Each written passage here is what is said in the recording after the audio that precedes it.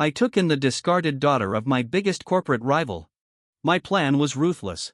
Train her, use her as a pawn for my revenge, and then discard her. It was going to be easy. I have no heart for strays. 10 years later, her biological family finally tracked us down at a high-end corporate gala. I was standing in the corner holding a cheap cup of instant coffee. Her biological parents marched in with a dozen bodyguards dripping in designer brands and arrogance. Her father looked me up and down with disgust. "Thanks for keeping our true heiress alive. We will take it from here." The fake daughter they had raised in her place, Jubin, shrank behind him looking pitifully at Hawu. "Sister," Jubin said, her voice trembling with fake sweetness. "Please do not hate me for taking your place. It breaks my heart to see you living like this, clinging to a man who clearly cannot provide for you.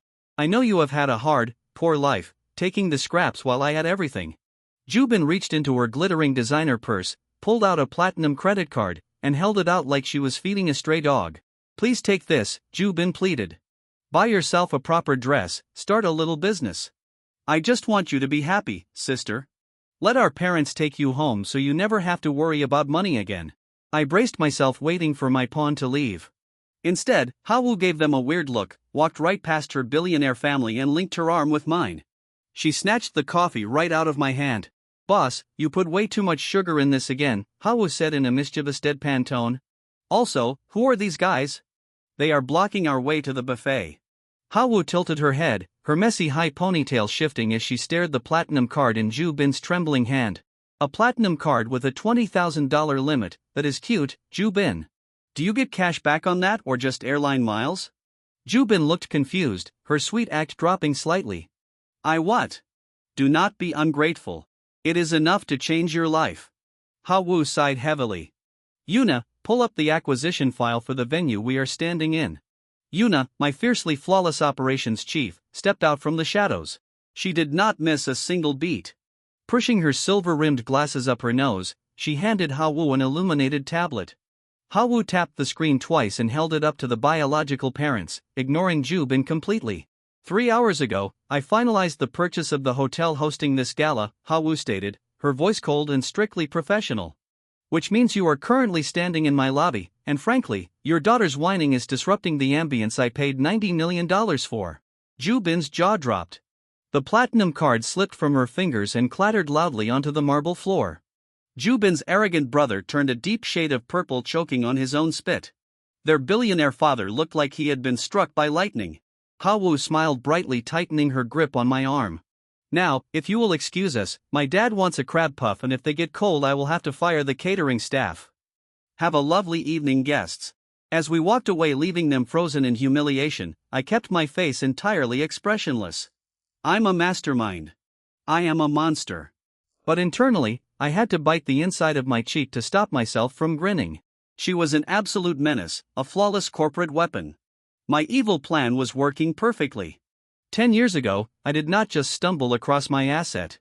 I spent millions tracking a trail of hush money to a miserable, off-the-grid orphanage by the docks. Her biological parents, those high society elites dripping in wealth but morally bankrupt, had thrown Hawu away to hide a scandal.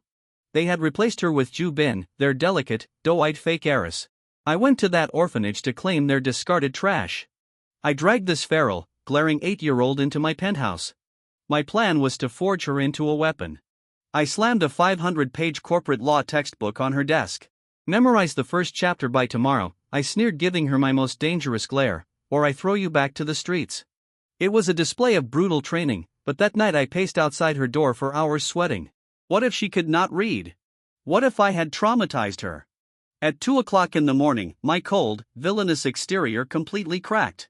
I panicked, grabbed a plate of premium Wagyu beef, and kicked her door open, fully prepared to apologize. She was not crying. She was sitting on the floor using the heavy textbook as a mousepad while playing a stock market simulator on my laptop. She looked up, wiped her nose, and smirked. "Chapter 1 is outdated," she said. "Also, I just shorted your rival's tech stock. You owe me $20. I handed her the Wagyu beef and quietly closed the door, my actual soft-hearted actions betraying my monologue. "Perfect," I whispered to myself, wiping away a proud tear. "My evil plan is working. My staff thought I was a cold-blooded mastermind.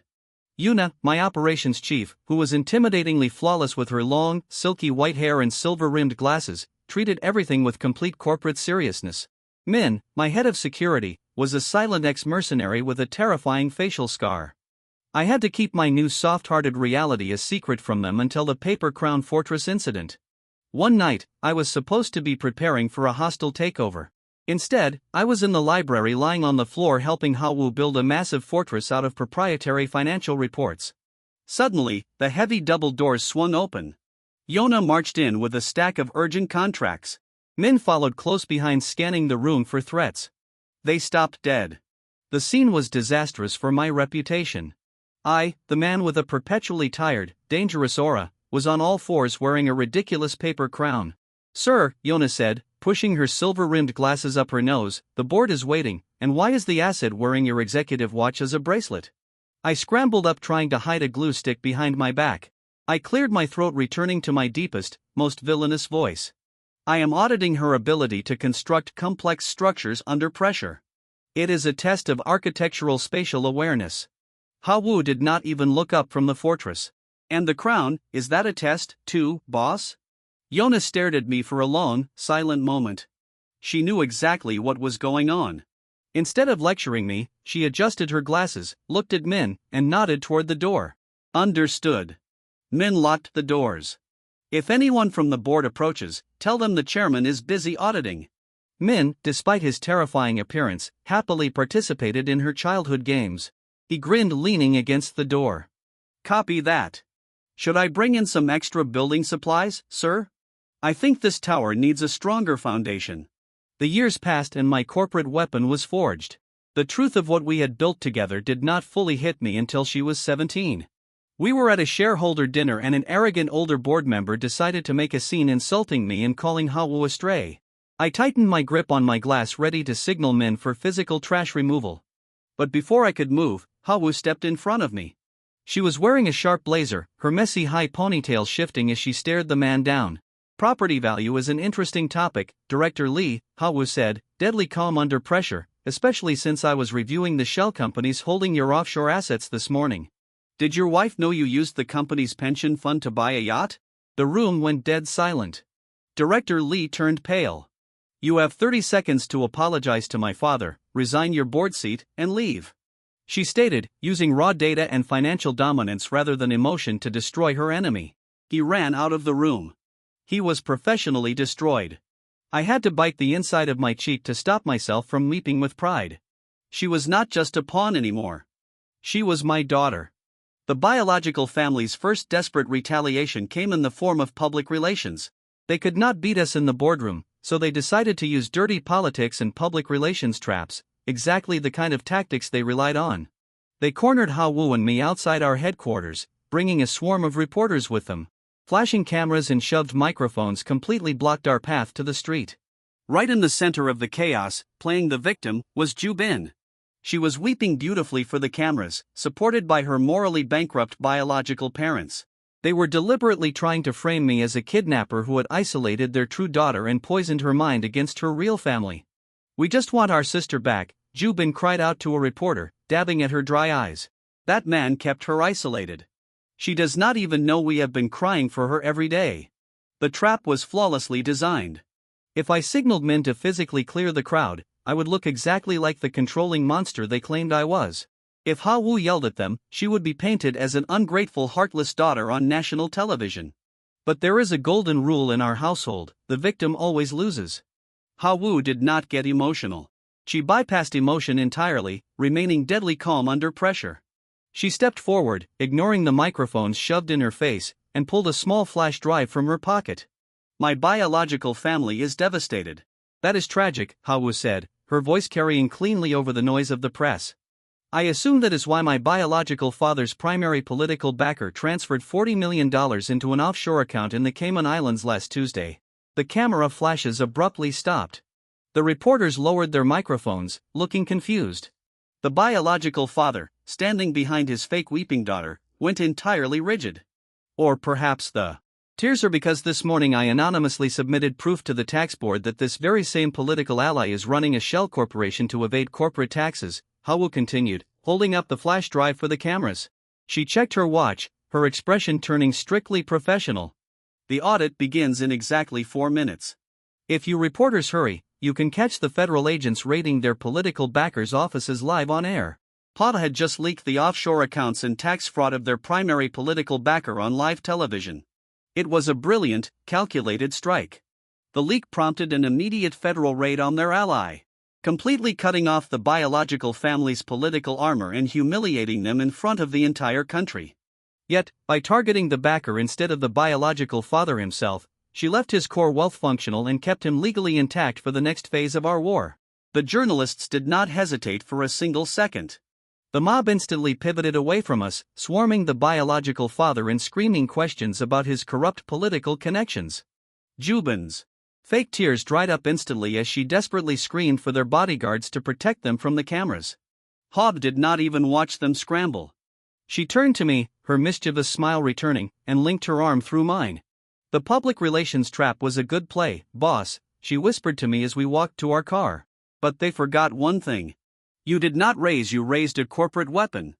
I kept my face entirely expressionless, nodding once as if this was all part of my grand evil design. But inside, I was absolutely beaming. I was raising the most terrifying woman in the financial sector, and I could not have been prouder.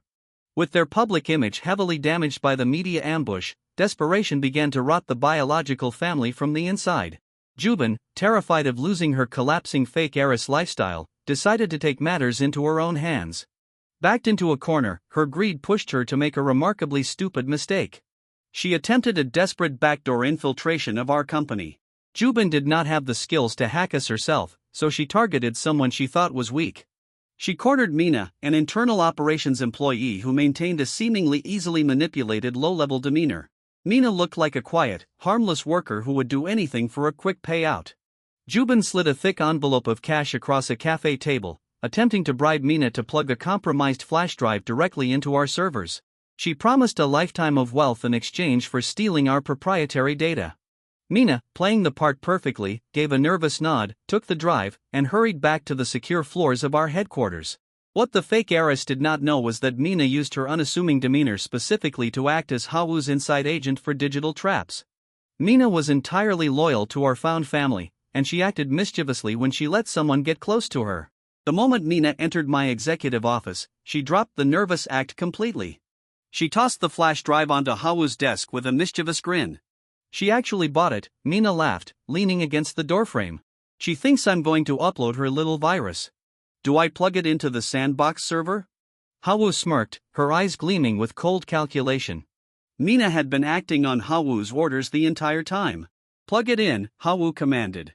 But instead of stealing our data, the flash drive deployed a targeted malware that Hawwoo had specifically crafted for this exact moment.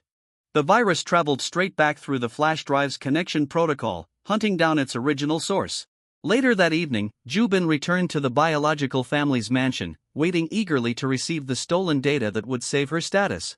She opened her laptop and unlocked her phone, expecting a triumphant victory. Instead, every screen she owned flashed a blinding red. The targeted malware executed its mission flawlessly. Jubin found herself permanently locked out of every single one of her luxury bank accounts.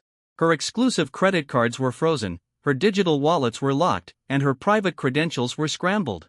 As she frantically hammered on her keyboard, a mocking digital message popped up simultaneously on her phone and her laptop. Better luck next time, sister.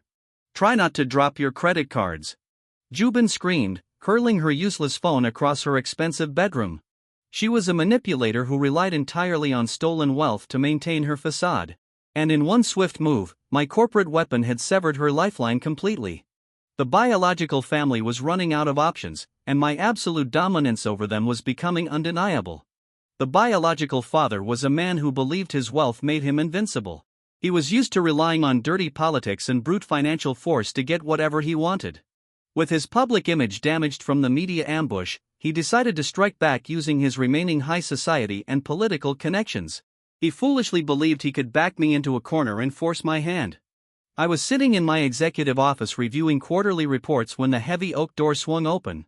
The biological father marched in without an appointment, radiating absolute arrogance. He did not bring his bodyguards this time. He believed his political capital was all the armor he needed.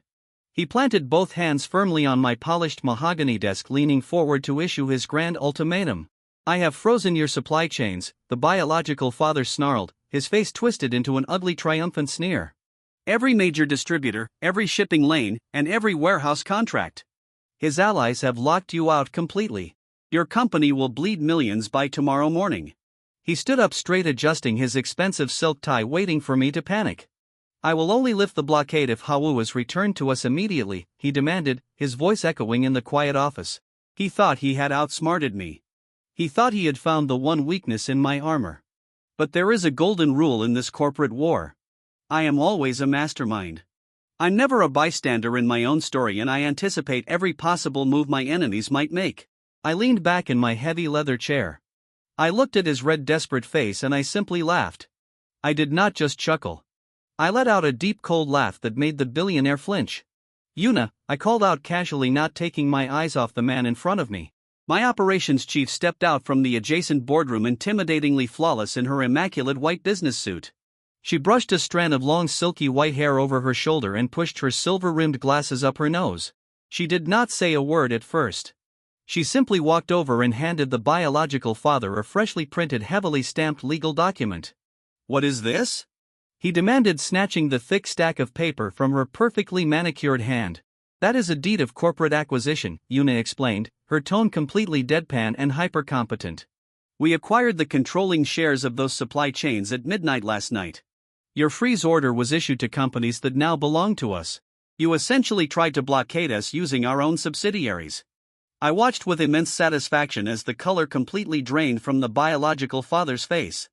I had revealed through Yuna that I had already bought out the primary suppliers the night before, making his ultimate threat entirely useless. My mastermind strategy had easily bypassed the freeze before he even walked into the building. You cannot win this war, I told him, dropping my voice to a dangerous icy whisper. You are playing checkers and we own the board. Now get out of my office before I have my head of security throw you out. He dropped the legal documents on my desk and fled the room, his political armor and financial threats utterly shattered. He thought he could threaten my found family, but he forgot that I am a ruthless corporate mastermind. I would buy the entire global supply chain before I let him take my daughter. The heavy oak doors of my executive office clicked shut, leaving me alone in the sprawling silence of the penthouse suite. The biological father had just fled my office, his grand supply chain blockade utterly shattered by my preemptive acquisitions. It was a flawless victory on paper. I had anticipated his brute force attack and neutralized it before he even woke up that morning. But as I walked over to the floor-to-ceiling windows, looking out over the glittering skyline of the city, my sharp, calculating eyes narrowed. I should not celebrate a single one battle when the war is still raging. I mentally ran the projections. The biological father was humiliated, his political armor cracked, and his supply chains absorbed into my own empire. But men like him, those high society elites dripping in wealth but morally bankrupt, do not just surrender. They had billions of dollars tied up in deep, untouchable assets. I realized quickly that a standard legal war against a billionaire of this scale would take a decade. 10 years of endless court battles. 10 years of corporate lawyers trading blows, filing injunctions, and freezing assets. That was entirely unacceptable. I refused to let my family be dragged through the mud for a decade just to swat a buzzing insect. I needed a much faster, much more devastating strategy. We needed a strategic pivot from external warfare to internal infiltration. I turned away from the glass and pressed the intercom button on my desk. Yuna, send the asset in. Less than a minute later, the double doors swung open. Hava strolled into the office carrying a tablet and casually tossing a silver pen into the air. She was wearing her usual functional streetwear, her messy high ponytail shifting as she dropped into the heavy leather chair opposite my desk. She did not look like a victim who had just survived a massive corporate siege. She looked like a corporate weapon who was profoundly bored and looking for the next target. You rang, boss? Ha asked, her expressive bright eyes gleaming with mischievous energy.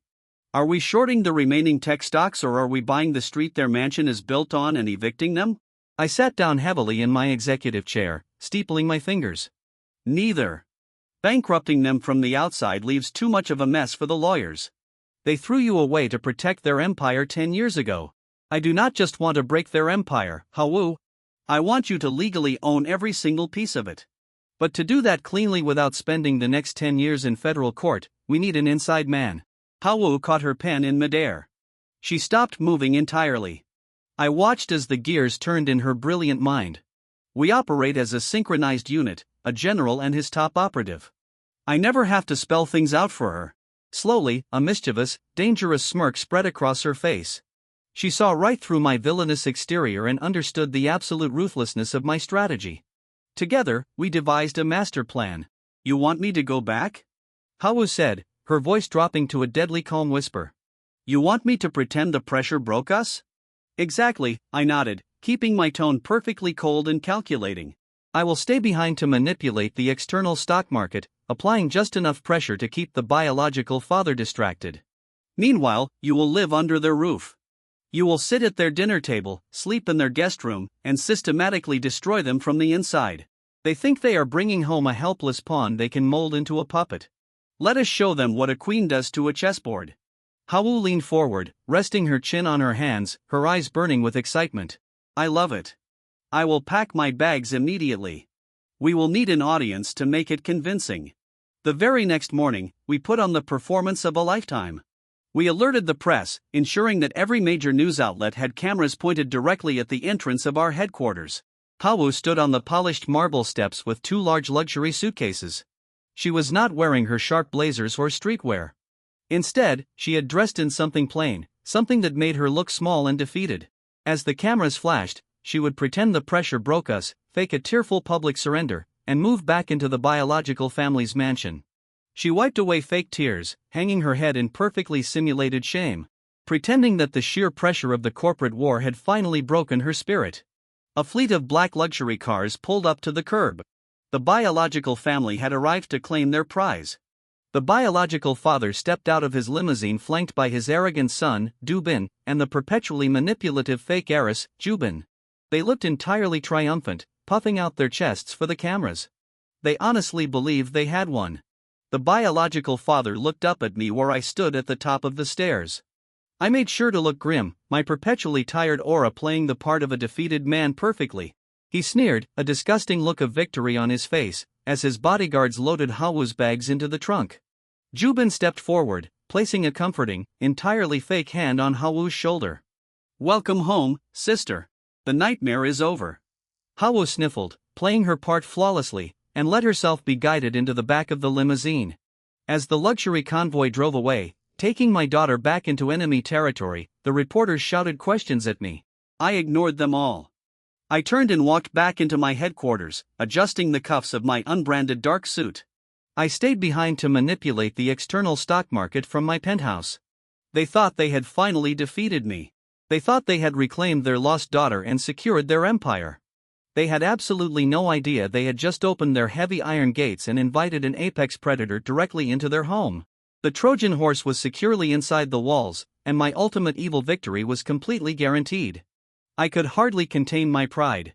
The biological family brought Hawu into their massive, aggressively opulent mansion, genuinely thinking they could mold her into a puppet. They believed that pulling her away from my influence would break her spirit, leaving her as a blank slate they could easily control and parade in front of the media. I sat in my penthouse miles away, swirling a glass of sparkling water, watching my monitors as the digital trail of my master plan began to light up. They thought they had captured a helpless pawn, but they had absolutely no idea they had just seated an apex predator at their dining table. That evening, the biological family hosted a lavish family dinner to celebrate their supposed victory. The dining room was suffocatingly grand, featuring a long mahogany table covered in ridiculous silver candelabras and a feast large enough to feed a small army. Hawu sat quietly at the far end, playing the part of the defeated, intimidated daughter perfectly. Du-bin, her arrogant biological brother, sat across from her. He was practically vibrating with unearned superiority, dressed in flashy, recognizable luxury brands from head to toe. Beside him sat Ju-bin, the delicate, doe-eyed fake heiress, wearing another expensive, frilly pastel designer dress. As the maids poured the wine, Du-bin and Ju-bin immediately tried to establish dominance during the meal. "Make sure you watch which fork you use, sister." Du-bin sneered, taking a loud sip from his crystal glass. "This is not one of those cheap street stalls your fake father probably took you to. We expect proper etiquette in this house." Ju-bin chimed in, putting on her absolute best pitiful victim act, her voice dripping with condescending sweetness. "Oh, Du-bin, do not be so harsh. She has had a very hard life living with that terrible man. We must be patient with her while she learns how civilized people behave. If you need me to teach you how to cut your steak, sister, just ask.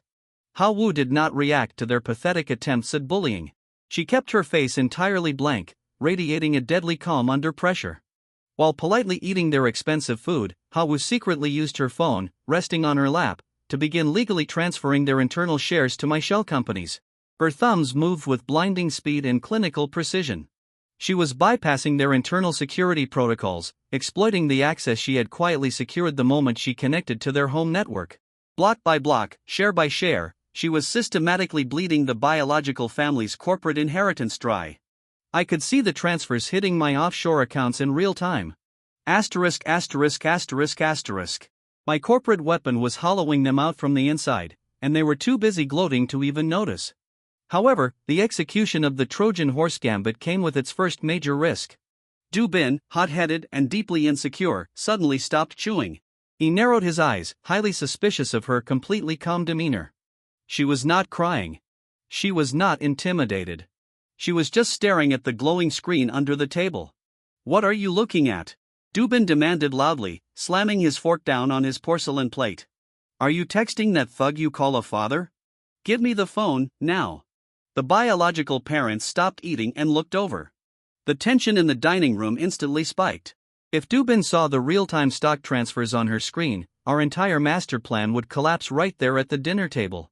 He stood up, leaning aggressively across the table, his hand outstretched to snatch the device from her grasp. "I said, give me the phone, street rat." Du Bin ordered, his face turning red. Hava did not panic.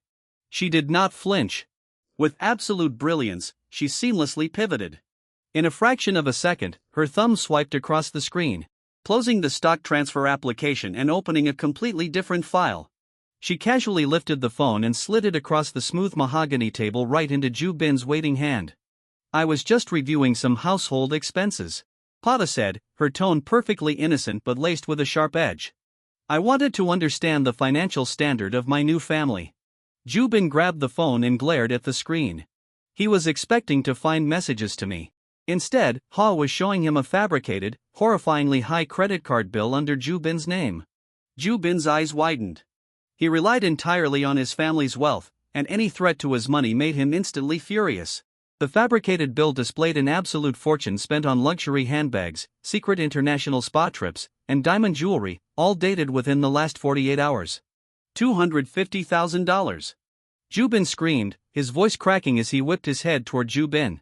"You spent $250,000 on designer bags yesterday while our corporate accounts are supposedly frozen." Du Bin dropped her spoon, her doe eyes going wide with genuine panic. Because she was naturally desperate and greedy, the accusation sounded entirely believable.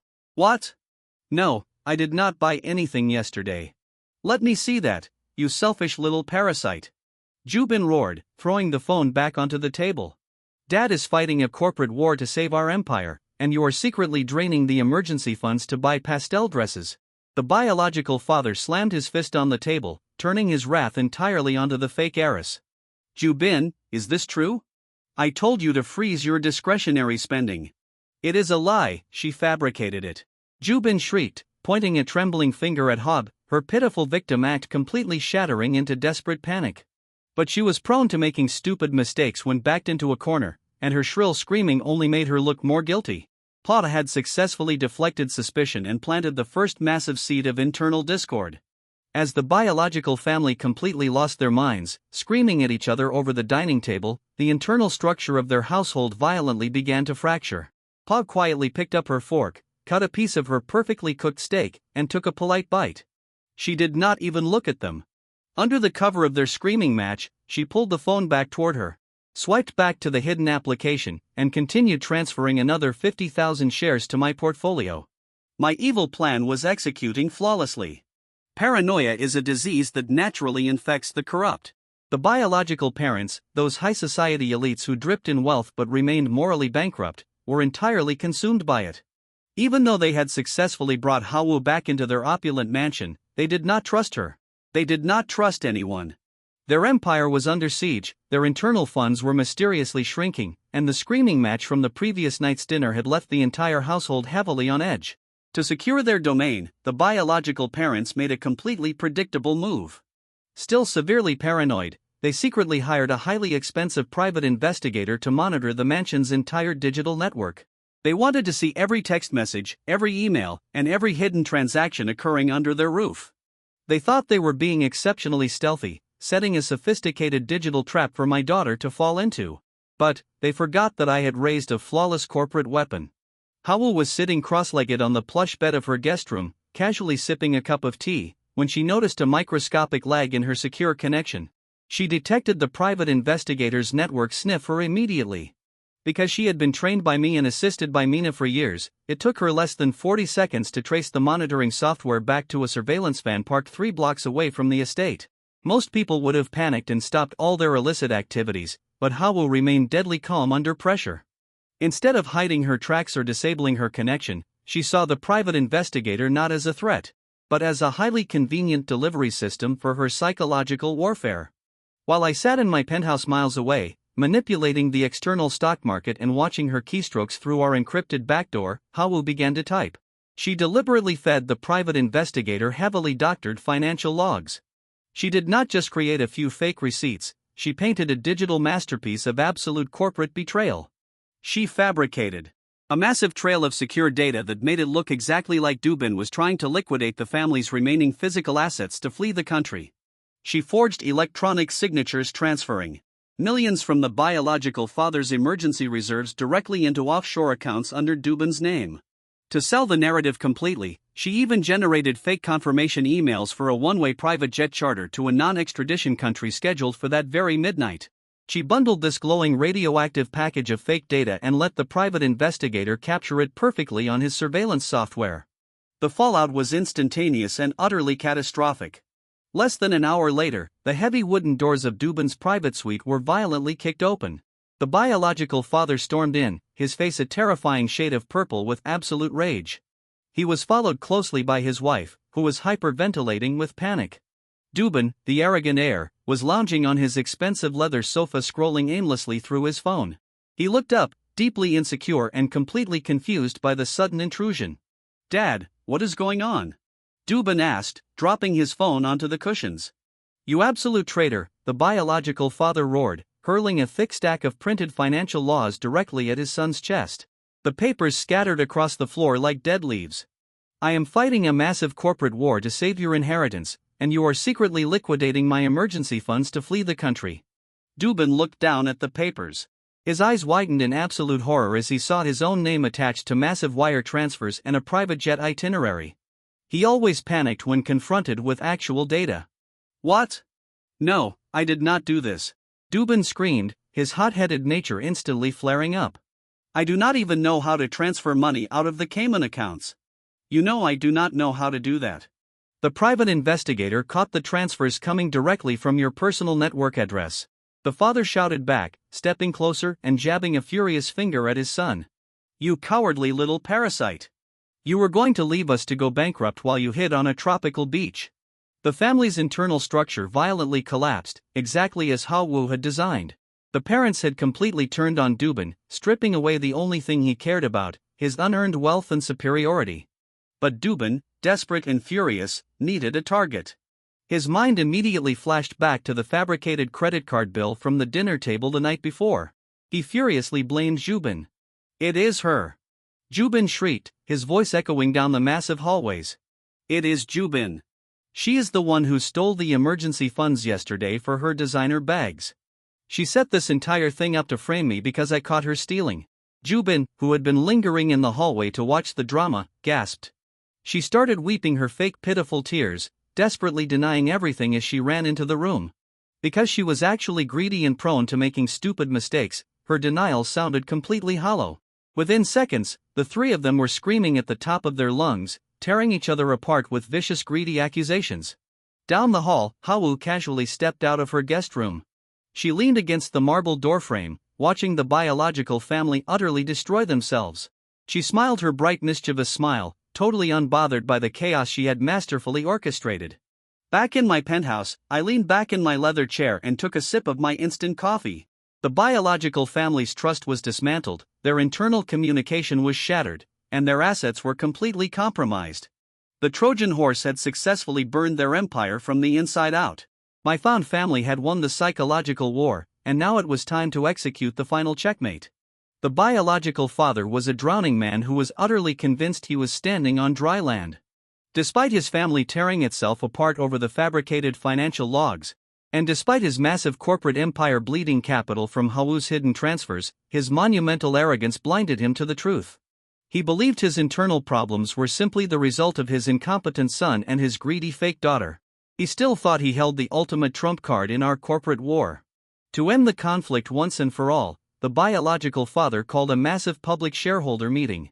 He rented out an enormous grand auditorium in the center of the financial district, inviting hundreds of major investors, high-ranking board members, and a swarm of national media outlets. His intention was brutal, aggressive, and entirely theatrical. He planned to use his reclaimed daughter as a highly visible public relations shield to finally crush my company in front of the entire world. I arrived at the venue precisely on time.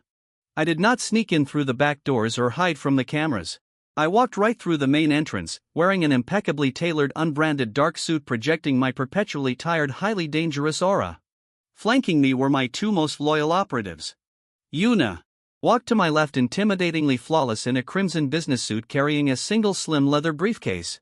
Min walked to my right wearing all black tactical corporate wear, his distinctive terrifying facial scar keeping the rabid press corps at a very safe distance. The auditorium was a sea of flashing cameras and murmuring executives. At the front of the room, sitting on a raised brightly lit stage, was the biological family. They were trying desperately to project the united powerful front, though I could easily see the dark circles under Dubin's eyes and the nervous twitchy energy of Jubin. They were both clearly still recovering from the intense psychological warfare that had torn their household apart. Right in the center of the stage, sitting obediently beside her biological father, was Hawo. She looked like the perfect subdued heiress. She was wearing a stuffy restrictive gown that her biological mother had undoubtedly forced upon her. Her usually messy high ponytail pinned down into a rigid, uncomfortable style. She sat with her hands folded neatly in her lap. Her expressive bright eyes cast downward. Cameras clicked furiously, capturing the pristine image of the rescued daughter safely returned to her wealthy, loving family. When the biological father saw me walking down the center aisle, a massive triumphant grin spread across his face. He truly believed he had won. He thought seeing my former corporate weapon sitting on his side of the table would shatter my composure. Instead, I simply took a seat in the front row, looking completely unbothered. I crossed my legs, leaned back, and gave him a slow, calculating smile. I'm a mastermind, and I never enter a room unless I have already won the war. The biological father approached the heavy wooden podium, tapping the microphone. The massive room fell into a hushed, expectant silence. Ladies and gentlemen, esteemed shareholders and members of the press, the biological father began, his voice booming with arrogant authority. We are gathered here today to witness the restoration of order. For 10 long years my family has suffered a terrible tragedy. My true daughter was kept from me by a ruthless, manipulative corporate thug. A man who stole her, isolated her, and tried to use her as a weapon against her own blood. He paused, gesturing grandly toward Hawo. The cameras swiveled to capture her perfectly calm expression.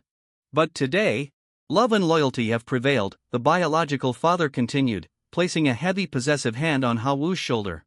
My daughter has returned to her rightful place, and now, as a united family, it is time to eradicate the infection that has plagued our market. Today, I am putting forward a motion for a massive hostile acquisition of Minwoo's remaining corporate assets. We will crush his empire, liquidate his holdings, and wipe his name from the financial sector forever. The crowd erupted into shocked murmurs. It was a display of brute financial force, the exact kind of dirty tactic these high society elites relied upon. Dubin smirked arrogantly from his seat, and Jubin clapped politely, entirely convinced their family was about to secure absolute victory. I did not flinch. Yuna pushed her silver-rimmed glasses up her nose, her face completely deadpan as she treated the entire spectacle with complete corporate seriousness. Min let out a low, amused chuckle. I call this hostile shareholder meeting to order, the biological father announced, his chest puffed out with total triumph. And I call for an immediate vote. All in favor of destroying Minwoo's conglomerate, let it be known. The room held its breath. The biological father looked down at Hawu, fully expecting his perfectly reclaimed daughter to smile for the cameras and cast the first ceremonial vote. He believed his trap had closed on me. He had absolutely no idea that Ha Wu was sitting there, deadly calm under pressure, simply waiting for our own trap to spring. My evil plan was about to reach its glorious, devastating conclusion. The silence in the grand auditorium was absolute. The biological father stood at the heavy wooden podium, his chest puffed out with total arrogance, bathing in the flashing lights of the press cameras. He had just called for the final devastating vote that would supposedly crush my corporate empire and erase my name from the financial sector. He looked out over the sea of shareholders and executives, waiting for the unanimous chorus of agreement that would cement his ultimate victory. He looked down at his side of the table, expecting his reclaimed daughter to seal the deal. Just as the biological father called for the vote to destroy me, Ha Wu finally stood up. She did not stand up slowly or timidly. She pushed her chair back with a sharp echoing scrape that cut right through the suffocating tension in the room. The cameras immediately swiveled to focus entirely on her. For the past week, she had played the role of the subdued, obedient heiress flawlessly. But as she stood there, the facade instantly evaporated. Ha-won reached up and began pulling the restrictive jeweled hairpins out of her hair, letting them clatter noisily onto the polished table. She shook her head, allowing her hair to fall back into her signature messy high ponytail. She then unbuttoned the stuffy, restrictive designer jacket her biological mother had forced her to wear, tossing it casually over the back of her chair to reveal the functional sharp streetwear she had layered underneath. The biological father blinked, his triumphant smile faltering. Ha-won, what are you doing? Sit down and cast your proxy vote. Ha-won ignored him completely. She was deadly calm under pressure, her expressive bright eyes gleaming with mischievous calculating energy. She walked right past him, stepping up to the main microphone at the center of the stage.